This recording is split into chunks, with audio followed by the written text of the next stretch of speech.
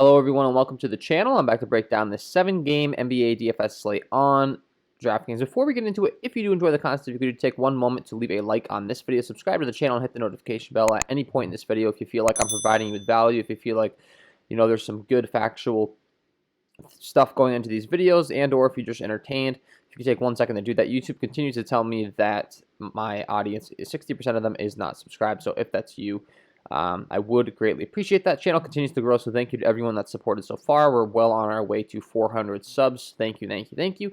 And if you are getting very serious about NBA DFS, if you're playing every night, you're really in grind mode, I would highly recommend checking out my NBA DFS package over here on Patreon, where you can get access to my premium NBA projections, NBA data sheet, player stats, team stats, play context stats, score plays, injury impacts, insights, and NBA Discord chat access. Thank you to everyone that's joined over there, and it seems like people are really enjoying the package, so I'm glad to hear that. A lot of people pumping it up in the comments and stuff, and it's good to hear that it's getting out there and people are making money off it. That makes me happy, so I'm going to continue to work hard on that. I'm going to continue to work hard on the videos, and let's go ahead and start breaking down this slate today. Don't forget to stay tuned to the end of the video where I will give you my lock of the night as well. It's a segment I do on this channel. Every single video, at the end of the video, I'll give you the guy that I would most likely play in 100% of my lineup. So always want to mention that. Stay tuned to the end for that. Chicago taking on Indiana. Zach LaVine, the most priced up guy in this game at 9-2. This game comes in with a 228 over-under with a 5.5 point spread in favor of the Indiana Pacers. So expected to be a somewhat decent pace game, and I definitely expect to stay close. So I do think that we can narrow in on some of these guys that are getting the most usage and or minutes with these injuries that have currently occurred. Zach LaVine, Domantas Sabonis, and Malcolm Brogdon make the most sense. There's a reason they're priced up in this game. All three of these guys are the top options for both of their respective teams. Zach LaVine at 9-2 continues to see a bunch of shot volume on his team. It's just a matter of if you think he's going to get a shot volume at that price tag based on this pace when there's going to be other games that are a little quicker, but he definitely does make sense. Domantas Sabonis and Malcolm Brogdon make even more sense on the other side because they're pretty much all that the Indiana Pacers have as far as, quote-unquote elite scoring options. So Domantas Sabonis and Malcolm Brogdon continue to be great plays ever since the Victor Oladipo hit the streets to Houston.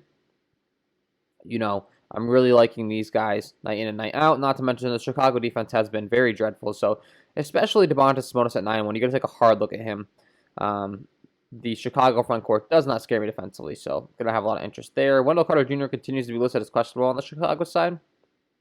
If he comes back, I'm guessing, would be limited. He did fully participate in Sunday's practice, so he might be back in this one. If he continues to be out, we're going to continue to see more minutes for guys like Thad Young, Patrick Williams, Denzel Valentine, and Daniel Gafford. Now, out of those options, Denzel Valentine is priced all the way up to $5K. He was a guy that I was really liking playing for a while there, but I think he's a little bit priced out of his upside now as far as just clicking it without having to second guess it. Sure, he could get you there, but it's a lot more risky of a proposition. Same thing for Patrick Williams. They're going to continue to see mid-30s, big minutes if there's no Wendell Carter Jr. Even if there is Wendell Carter Jr., I'd assume that they're going to continue to see big minutes in the first game back because Otto Porter Jr. is out. But, yeah. Doug McDermott is listed as questionable, which is one last thing that's a little interesting in this game. If he is out, we could be seeing a lot more usage and or minutes for guys like Jeremy Lamb, Justin Holiday, even a TJ McConnell. So, and then you could maybe see some more minutes out of either Aaron Holiday or Jakar Sampson. So, yeah, keep an eye on that one. Keep an eye on the news as far as who's starting and so on. And then, obviously, if he's out, we're just going to know these minutes are going to funnel to other guys that are in the rotation that might not be getting as much minutes. So, yeah, that's all my breakdown there. Houston taking on Washington. Russell Westbrook is listed as questionable. This game comes in right now with a 228.5 over-under with a 1.5 point spread in favor of the Washington Wizards. Westbrook might be getting the rest. So, second half of a back-to-back. He has been resting pretty consistently. Scott Brooks is saying they haven't decided whether they're going to rest him or not, but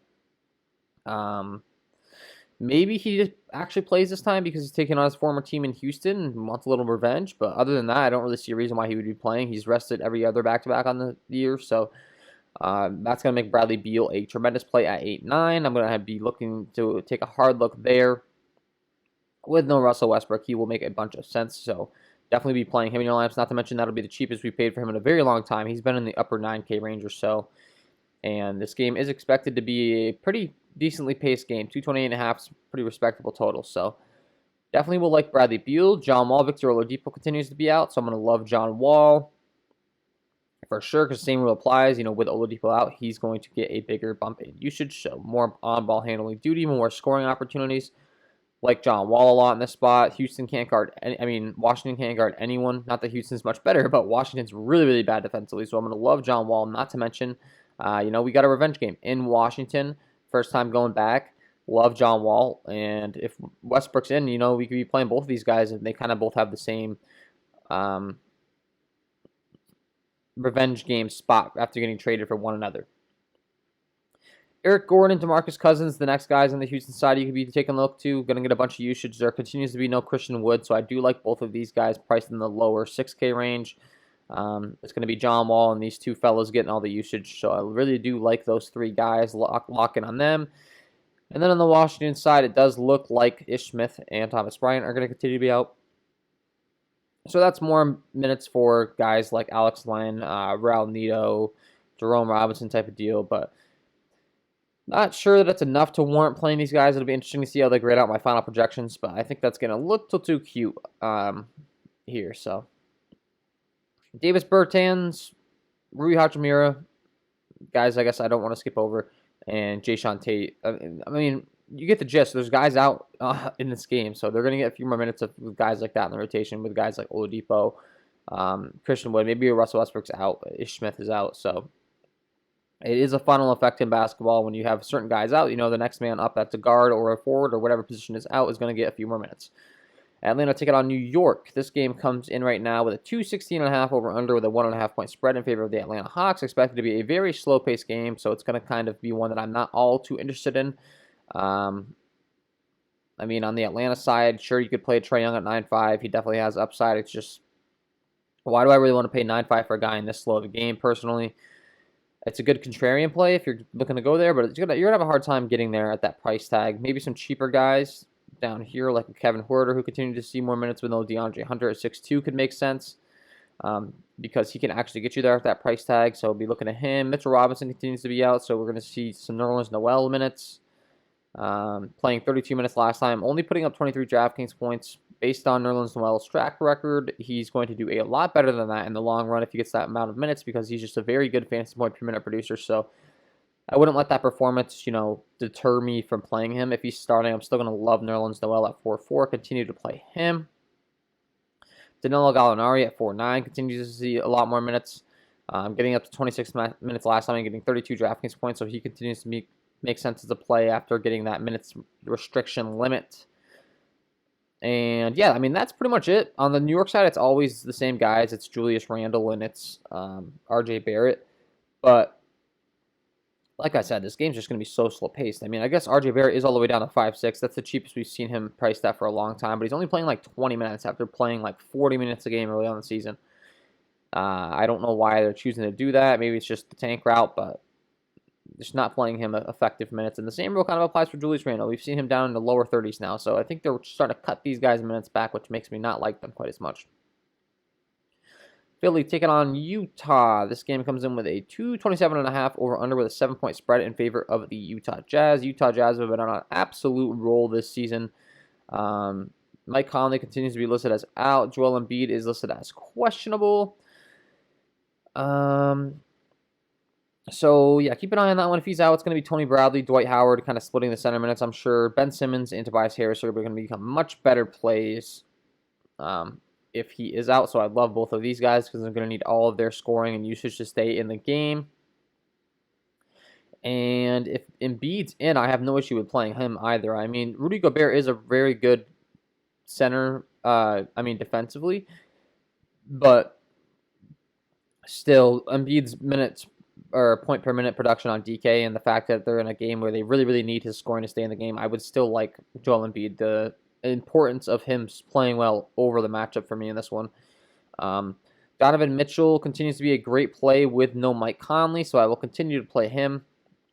Only put up 45 and 35 the last 2 times out, but that's because these games have been turning into blowouts. If the game can stay competitive, Donovan Mitchell can continue to have big games here. And then you're looking to Jordan Clarkson, Bojan Bogdanovic, Joe Ingles as well. Those three guys getting more minutes and usage with no Mike Conley. You know,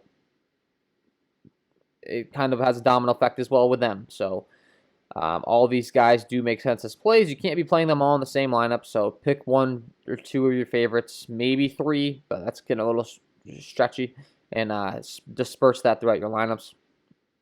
Shake Milton is listed as out, which to me means I'm going to like Seth Curry even more than I typically would at 4-7. Has played 34 and 35 minutes the last 2 times out. Hasn't really had a big game. Just waiting on that big game. And I think this is the one that he could do it. They're going to need his scoring. So Seth Curry makes sense. Danny Green makes sense at 4-1 as well.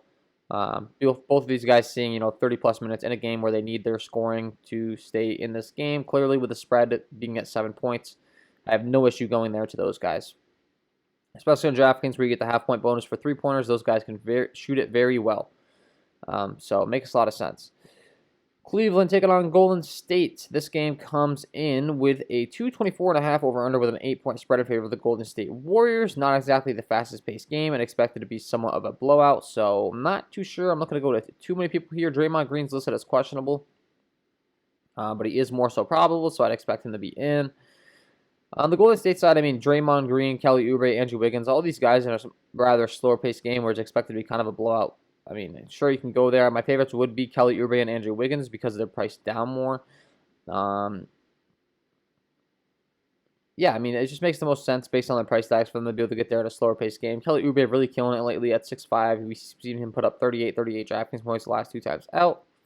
If they can continue to do that, you have some real confidence clicking that button next to his name. But other than that, on the Cleveland side, Andre Drummond was out last time. There was some speculation that maybe he's getting traded soon. He's been really limited his last few times out. I don't know what's going on. He only played 16 and 17 minutes the last 2 times out. So we saw Jarrett Allen get the start. If that's the case again, I love Jarrett Allen at 6'7". He put up 31 DraftKings points the last time out, but he could have room for even more upside for sure. And that's about the extent of my interest. I mean, you're playing Colin Sexton and Darius Garland on the Cleveland side. These are the two guys that are consistently actually getting run and usage. So I would definitely not talk you off playing those two guys. But other than that, on the Cleveland side, I'm not really all too interested in anyone. So Garland, Sexton, Jarrett Allen, maybe if Andre Drummond's out. Golden State, you're looking to play the cheaper guys in Oubre, Wiggins. And then if you want to play the narrative that Steph Curry's the one that's shooting the lights out and the reason that they win this game, you could go there as well. It's just a matter of if we really want to pay 9.9 for Steph Curry when we have some other studs in some spots at similar price tags in faster paced games, or even a cheaper guy in a spot that we love, like we talked about with John Wall on the Washington side. He's even cheaper and in a fast paced matchup. So it's like, do you really want to play Steph Curry in this slate? Sure, you could be contrarian, but I personally am leaning towards John Wall. Kawhi Leonard and Paul George, both listed as questionable, and this one taking on Miami. So, I don't know what to think of this. I mean, if they're both out, then of course, all these guys are going to get usage bumps. Lou Williams, Marcus Morris Sr., Nicholas Batum, Serge Ibaka, Reggie Jackson.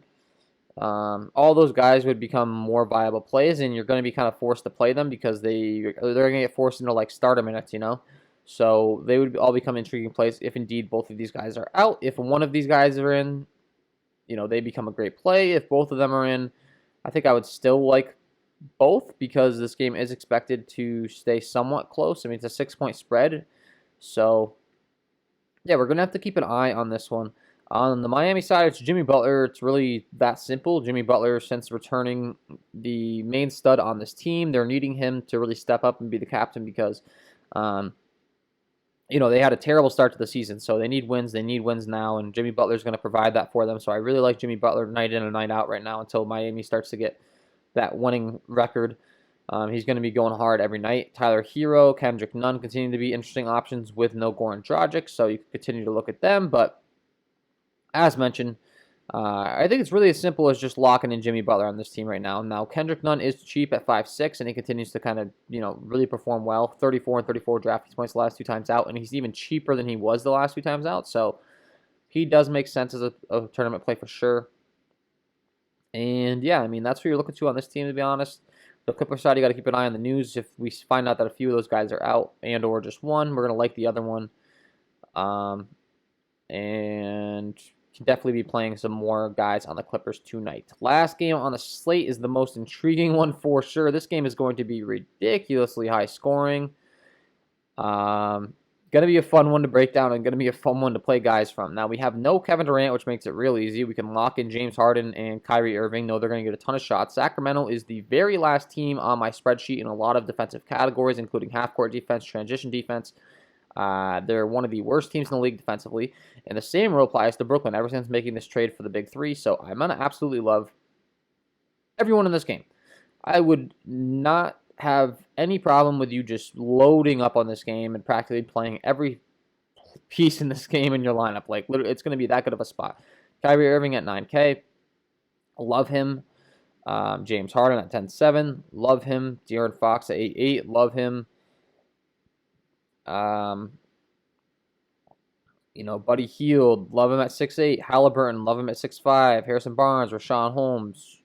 Joe Harris with no Kevin Durant makes a lot of sense at 5'4". I love him. And then we got DeAndre Jordan and Marvin Bagley listed as questionable, so we could see some more Bielitsa minutes at 4K for Sacramento. He saw 27 minutes last time out. Only put up 17 after putting up 35 the time before. A little bit disappointing, but in this spot, we could definitely see him get back on track. So I'm going to have a lot of interest in him. And then, like Noah Vonleh at 3-3, we might see his minutes start to creep up more, but we haven't really seen that so far. I'm keeping an eye on this Brooklyn rotation as to who is going to really step up if there is no DeAndre Jordan, but it's really Jeff Green and Joe Harris that are getting the most runs, so those are the two guys that you can lock in with full confidence. Bruce Brown might get a few more minutes with no Kevin Durant as well at 4-1, so he makes some sense as a tournament dart. Luwawa Cabarro is the guy that has some solidified minutes in the rotation, as well as Landry Shamet. So, yeah, I mean, I guess those are the guys you're looking to right now. I don't really see any of these bigs getting more minutes, so yeah, that's my overall breakdown there. Love this game. Get these guys in your lineups for sure tonight. And with that being said, let's go ahead and give you guys my lock of the night. Let's get into it.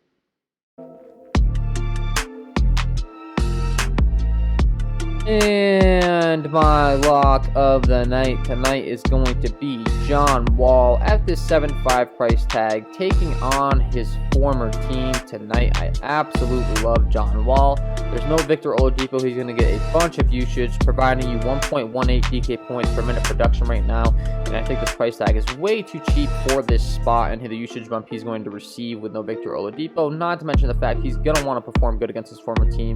We know the way John Wall left Washington wasn't exactly the way he would have liked to, and I think that he's going to want to rub some salt in the wound, but these guys know he's still got it, so I absolutely love John Wall in this game. At the 7.5 price tag, there's no doubt that he is my lock of the night.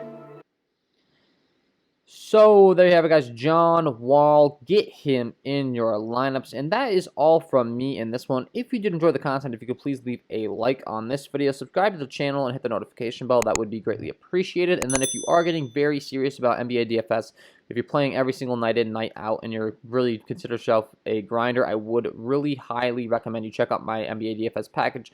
Affordable price, providing you with lots of value. I could continue to just hear feedback of guys winning money. Winning money. So check that out. Link below in the description. And thank you for tuning into this one. Appreciate the support, guys. Wish you all the best of luck tonight, and we will see you in the next one.